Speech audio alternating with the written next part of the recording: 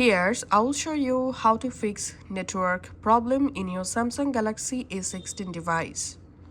The first solution is you have to enable the flight mode. So open your control center. Here you will find the flight mode icon. Just enable flight mode. After 20 seconds, disable the flight mode option and then go ahead and check your network issue fix or not. The second solution is you have to restart your device.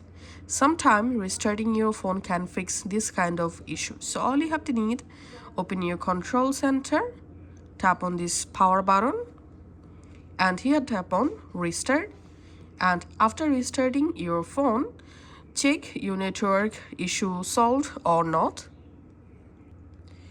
And third solution is we have to reset our network settings. To do that, go to your settings. In settings, go down and tap on general management. Here, tap on reset. And here, if you scroll down, you will see this reset mobile network settings option.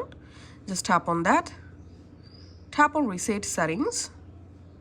And now verify your phone log and go ahead and reset your network settings. Once done, now go ahead and check your network working or not.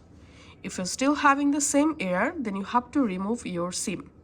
So all you have to need to use the SIM ejector tool to remove the SIM tray from your device and remove the SIM card and then reinsert the SIM card and SIM tray and then check the issue.